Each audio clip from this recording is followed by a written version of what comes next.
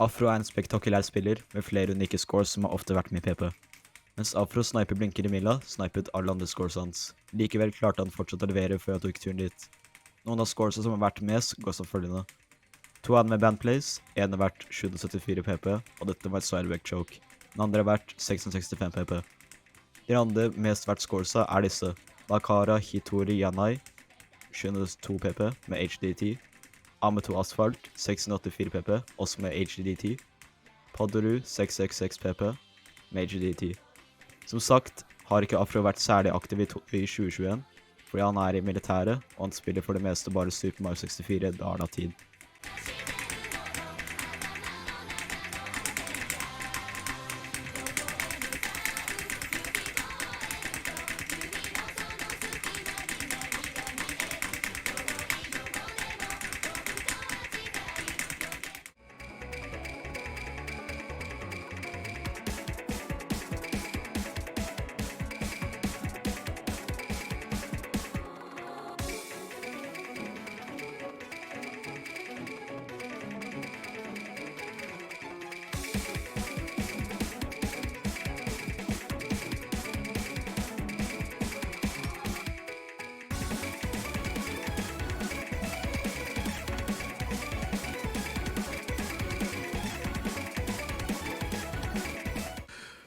Comfy er en meget anerkjent spiller for den ekstremt høye accuracy sin sammen med høy BPM-maps, og fortsetter å briljere selv i år.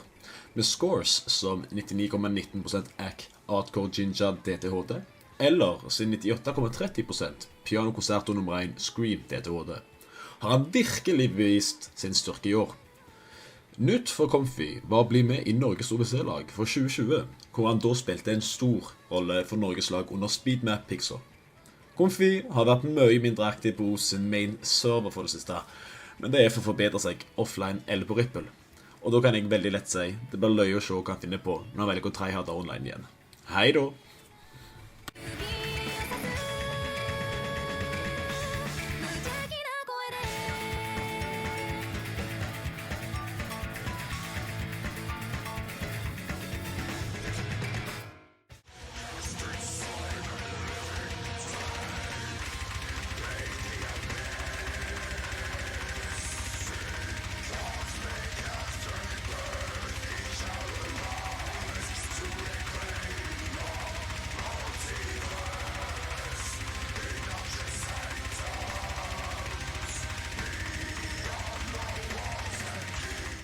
«2020 har vært et fantastisk år for Melver. Dette året har han oppnådd mål som mange spillere lengter etter. Disse målene er som å bli topp 1000 i verden, få sitt første 600 PP Play og få spille i OSA World Championship. I tillegg til dette så har Melver også fått satt noen syke scores gjennom året.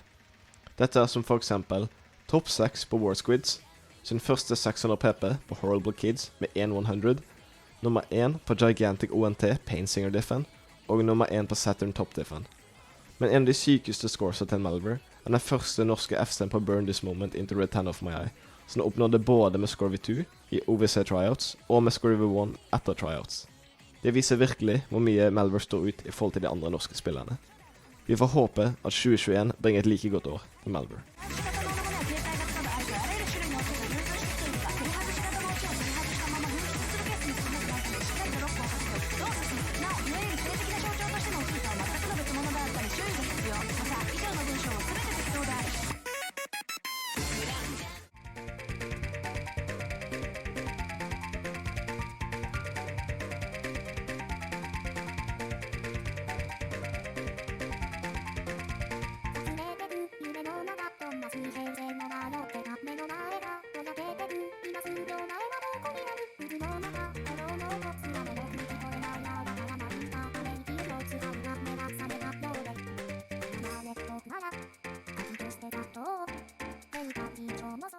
Iskevsi er en jævla god spiller som ikke blir svett i det hele tatt av å singeltappe 220 BPM.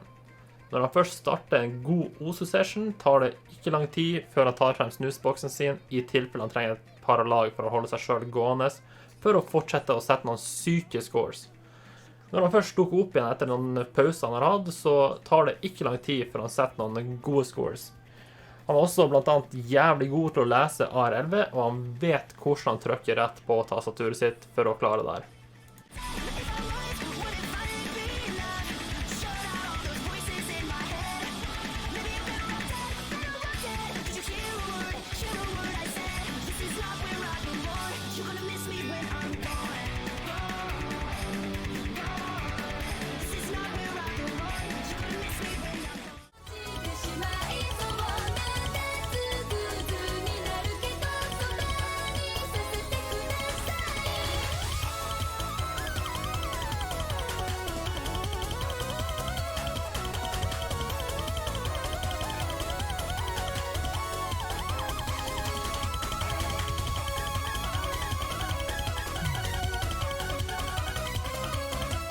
Nielsen er den nest beste spilleren i Alta, og muligens den beste passplayeren i Norge, og han spilte veldig bra i 2020.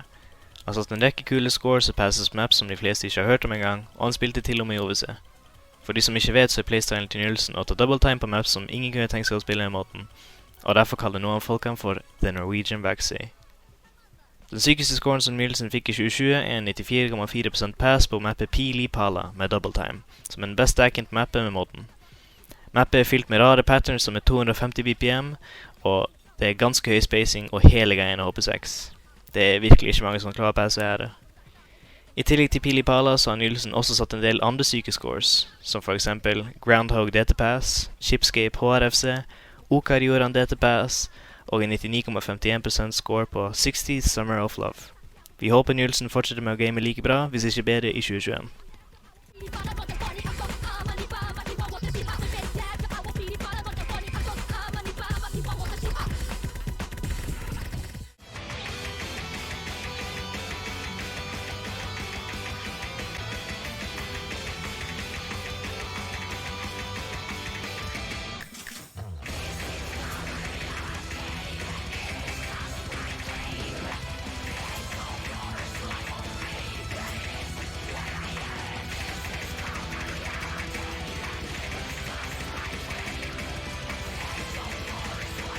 Gjennom året har navnet hans blitt veldig kjent i Oso-samfunnet. Yogspa er et navn som har gitt fra seg et dypt kloremerke i spillets historie. Innsatsen hans i alle områder er helt utrolig. Jeg snakker om hans innsats i OWC og andre turneringer, og så må jeg nevne helt syke scores som en FC på Putting Funfair, en miss på Labyrinth hos The Fucking Gangster med HD, første HDHR-FC på Crosstime, Mia 66 difficultyen, første HD-FC på Shotgun Symphony, første HDHR-FC på Pitchfucker sin ekstra difficulty. Og når jeg nevner noen av disse scoresa, så må jeg også nevne hvor utrolig god han er på liten circle size, i tillegg til hans evner med easy og HD-modden. Man kan enkelt si at overall så er Yogspa en veldig god spiller som kan tilpasse seg alle forskjellige aspekter av spillet. Når vi også snakker om turneringer, så må jeg jo også nevne at Yogspa i 2020 fikk 3 nye tournament badges. Om du har Yogspa på laget ditt, se for deg at dere allerede har kommet langt.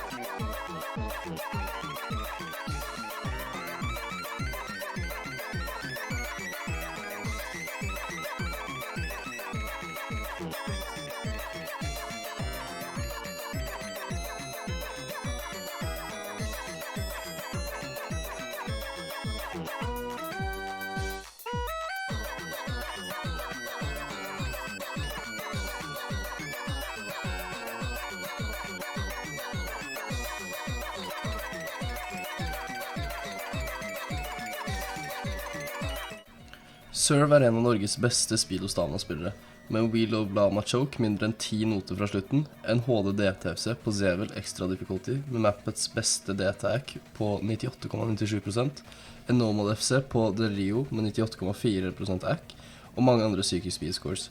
Men speed er ikke det eneste Serve har å tilby. I 2020 satt Serve flere 700 PP scores som Weaponized HDDT og Chica HDDT, som viser hvor bra aim Norges høyeste rangerte mouseplayer har. Serve har allerede hatt en knall start på 2021 med hans nye topplay med en HDDT FC på Just a Dice, så jeg gleder meg til å se hva mer han har å levere i fremtiden.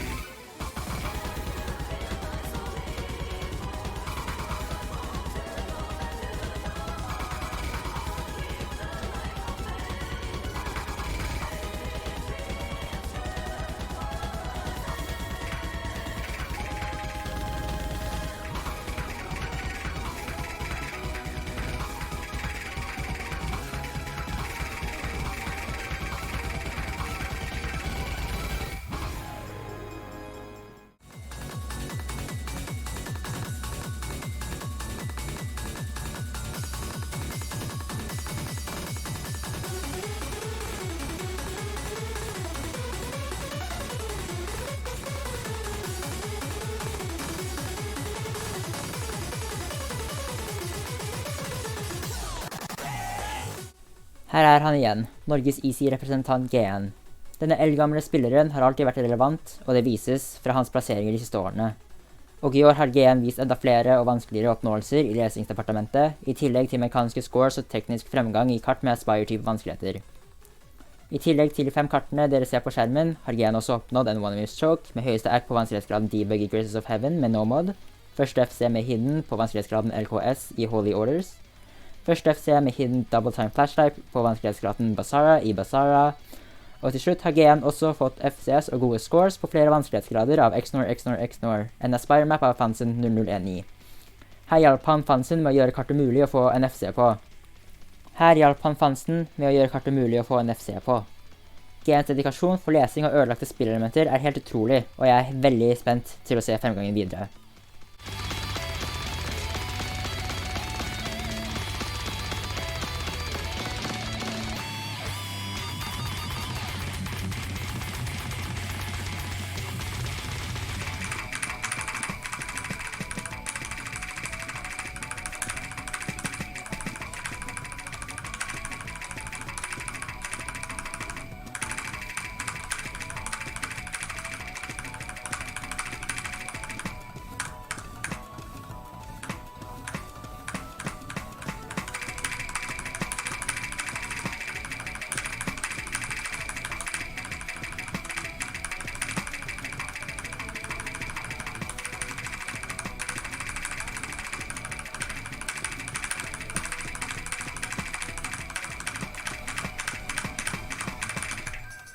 Drop the state event, not an FC.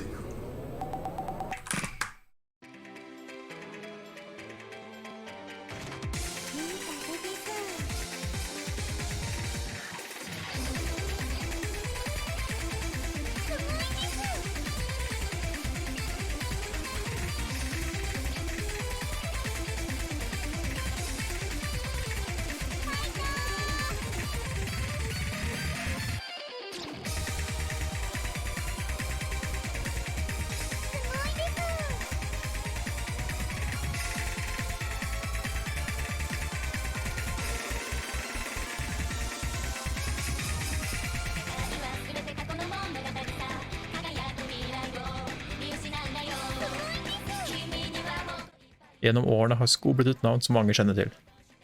Ferdighetene til denne karen strekker seg til nesten alle aspekter av dette spillet.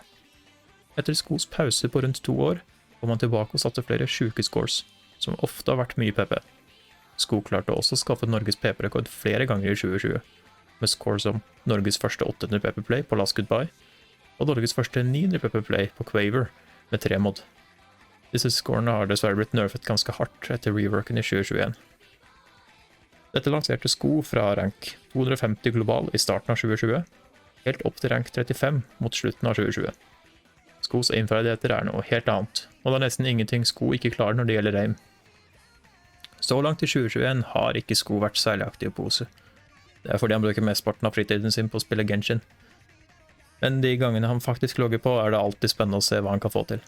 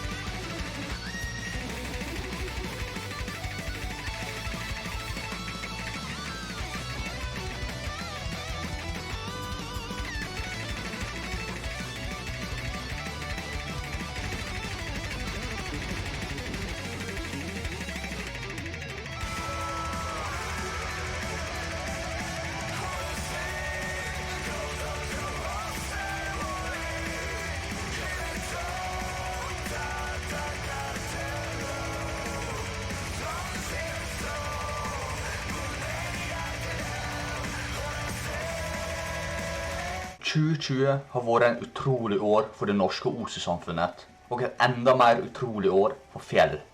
Selveste Bergenmannen har satt utrolige scores som en Hard Rock FC på Omoida Kakera, en Hard Rock FC på Defenders, en Hard Rock FC på Gimme Chocolate, en DTSS på Dakara Hitori Janai, og ikke bare den første norske FC-en på Honesty, men en Honesty Hard Rock FC, som var hans første 800p play.